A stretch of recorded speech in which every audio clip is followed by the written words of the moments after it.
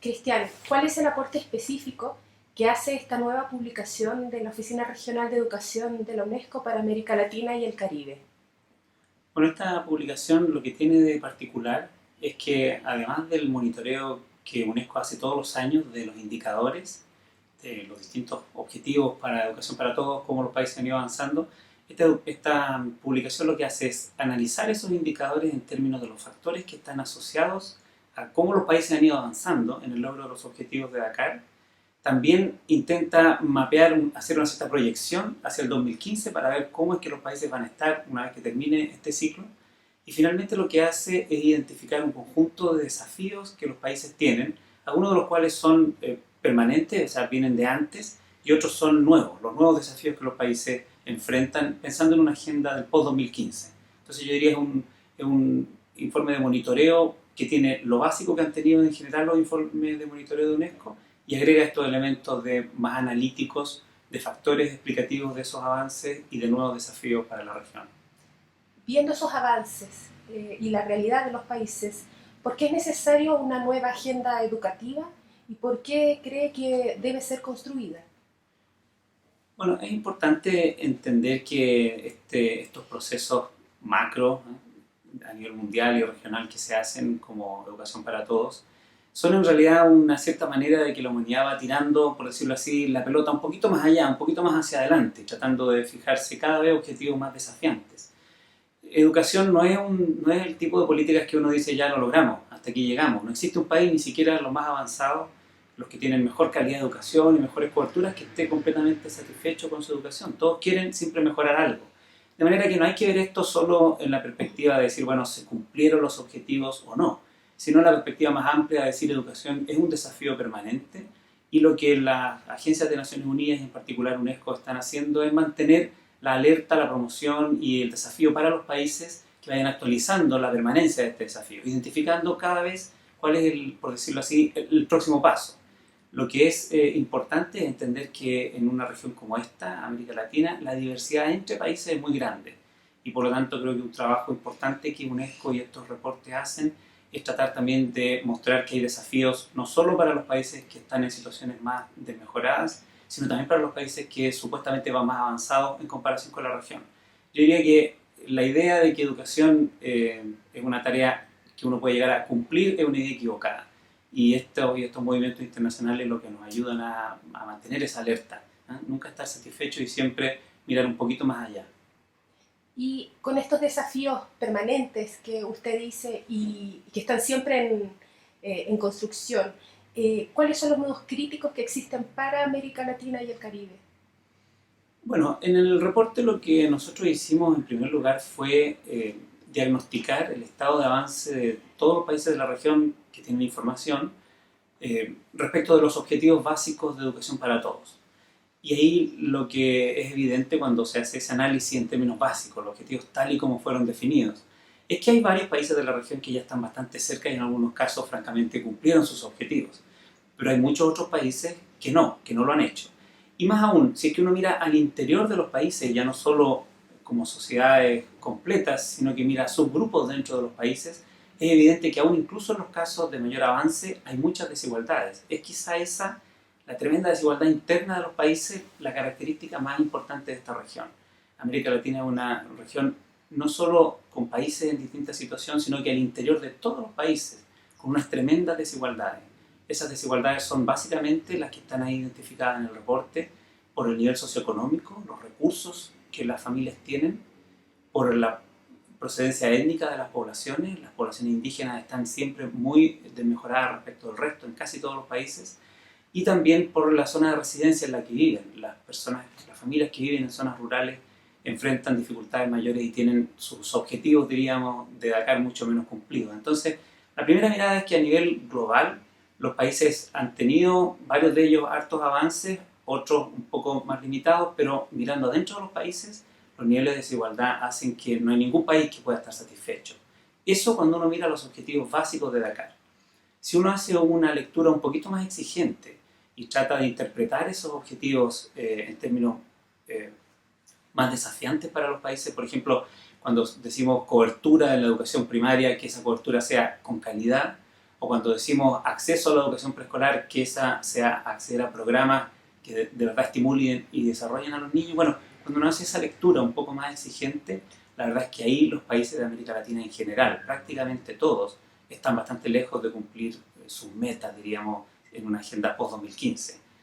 En particular, el desafío de la calidad de la educación en todos sus niveles es el más desafiante, el más importante, el nudo crítico más duro a desatar por los países de la región. Y a pesar de esa realidad respecto a los objetivos de educación para todos de Dakar, la publicación también identifica temas emergentes. ¿Cuáles son y cómo surgen? Claro, nosotros hicimos en realidad dos ejercicios entonces de hacer más desafiante este marco de acción. Uno fue interpretar los objetivos de una manera un poco más exigente en algunos casos, tal como estaba planteado, reinterpretarlos. Y lo otro fue identificar algunos aspectos que francamente no estaban considerados en la declaración de Dakar o que estaban considerados más bien en los documentos de contexto, de explicación de políticas, pero no como objetivos en sí mismos. Y que en este periodo, en estos 15 años que han pasado casi ya, y si uno se extiende hasta John Tiem, ya más de 20 años, son temas que van apareciendo como muy relevantes y que eventualmente pueden hacer parte también de una agenda post-2015, que era otro de los objetivos de este reporte, identificar ese post-2015. Nosotros, por supuesto, sin ningún ánimo de ser exhaustivos, acá siempre hay muchos temas. Educación es un espacio en el cual los distintos grupos sociales también cifran muchas esperanzas y por lo tanto hacen muchas demandas. Nosotros identificamos 4 o 5 que creemos que son muy importantes. Por ejemplo, uno de ellos es el tema que ya mencioné de la calidad. La calidad vista en un sentido amplio, global. La calidad no es solo, pero también incluye los aprendizajes en las asignaturas más académicas o desarrollo cognitivo de los niños, típicamente lenguaje, matemática y a veces ciencias. Eso es muy importante, pero la calidad es más que eso. La calidad no son solo los logros académicos en 2 o 3 asignaturas, son también logros en otras asignaturas y en otras áreas de desarrollo de los niños. Pero más aún, la calidad es también las condiciones en las cuales los niños estudian. Las condiciones materiales, las condiciones organizacionales, los procesos a los que los profesores los exponen. Entonces, una mirada amplia de la calidad es desafiante y esa es la que estamos ahí promoviendo. Un segundo aspecto es la cuestión de la convivencia escolar, el desarrollo psicosocial de los niños en un ambiente sano de respeto y de aprendizaje del respeto a los otros. Se ha ido imponiendo una cierta lógica un poco punitiva, de control y represiva para abordar los problemas de disciplina y de convivencia que hay en las escuelas. Y esto no es siempre el mejor camino. El mejor camino educativamente es aprovechar los conflictos que siempre surgen en las comunidades, en cualquier comunidad humana, para a los niños enseñarles a comportarse socialmente de una manera respetuosa. Eso los prepara no solo para resolver los problemas de convivencia y tener un mejor aprendizaje en la escuela, sino que más en general son del tipo de objetivos transversales, diríamos, que también prepara a los niños para vivir en una sociedad compleja, en la cual la tolerancia con los otros es crítica. Otro ejemplo es el tema de la ciudadanía. Siempre, históricamente, la educación pública en todos los países, uno de sus objetivos básicos, aparte de formar a las personas para que ejercieran tuvieran un buen desempeño en el mercado de trabajo, bueno, el otro objetivo clave siempre fue el formar ciudadanos, hacernos a todos ciudadanos de unas sociedades democráticas. Bueno, ese objetivo por alguna razón no ha ido desarrollándose con la misma relevancia que estos otros de aprendizajes académicos, diríamos. Y nosotros ahí relevamos muy fuertemente que para la ciudadanía del siglo XXI es crítico poner más foco en la educación ciudadana de los niños y de los jóvenes. Y eso no es solo aprender ciertas materias sobre la Constitución y la historia del país en que uno nació, sino que es tener una visión amplia de una ciudadanía empoderada, diríamos, una ciudadanía participativa. Y eso implica que las escuelas tienen que reformarse para hacer de la experiencia educativa una experiencia de anticipación de esa ciudadanía que esperamos los jóvenes tengan. Y por último voy a nombrar un último aspecto, solo por no agotar esto, el tema de los profesores. Es una cierta ironía que algunas autoridades o gobiernos pretendan tener un buen sistema educacional sin tener buenos profesores.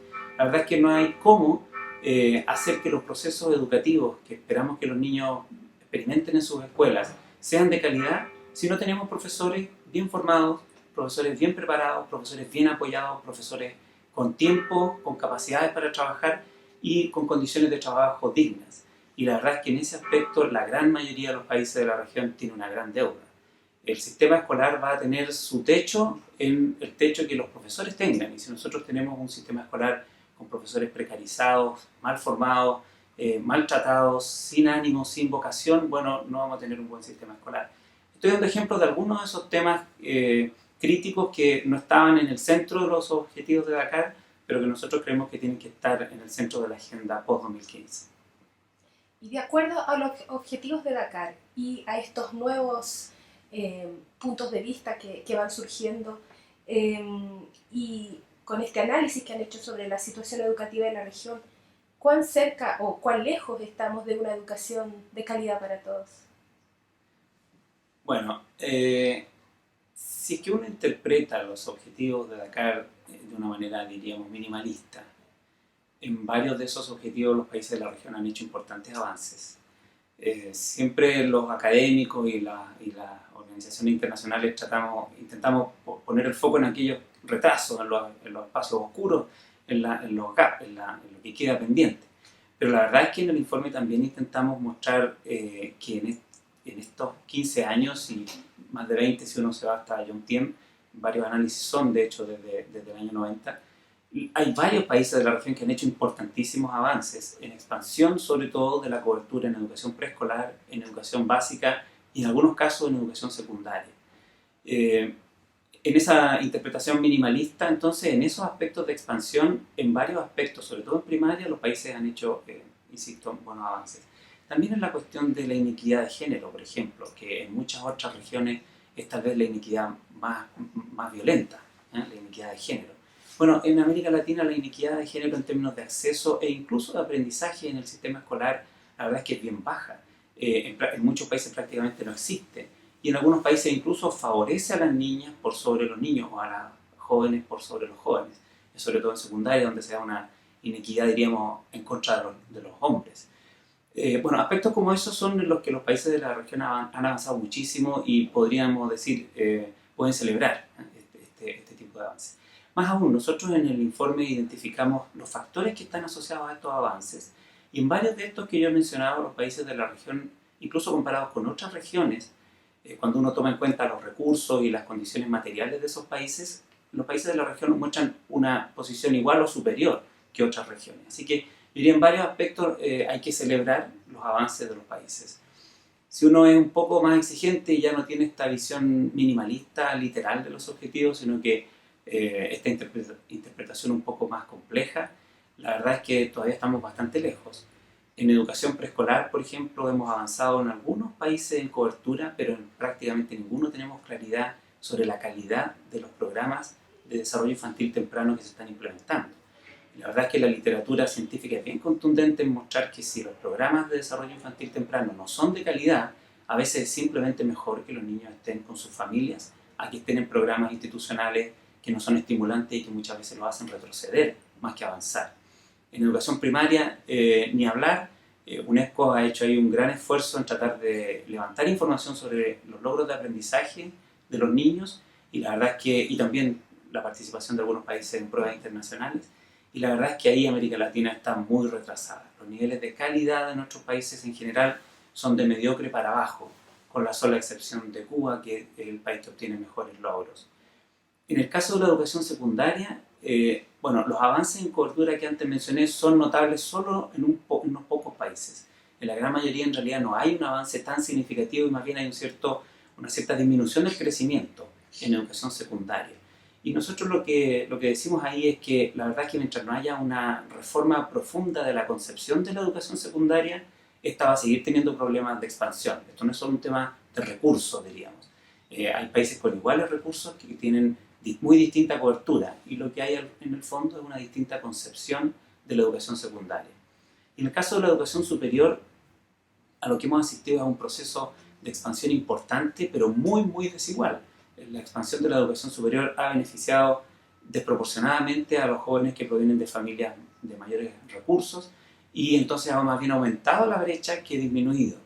Y además en ese caso lo que tenemos es la situación triste de que prácticamente ninguna de las universidades de nuestros países está entre las primeras 200 universidades del mundo. Entonces tenemos un sistema que es inequitativo y que además no es de calidad. Ni siquiera porque sea elitista es que es de calidad, tampoco es de calidad. Y yo creo que los países de la región tienen ahí un tremendo desafío en cómo mejorar la calidad de la educación superior al mismo tiempo que hacerla más equitativa. Eso implica, por supuesto, una importante inyección de recursos y unas reformas de nuestras universidades, especialmente las macrouniversidades públicas de los países que siguen siendo el principal polo de desarrollo de la educación superior en sus países. Un tremendo desafío entonces. Muchas gracias, Cristian. Bueno, gracias a ustedes.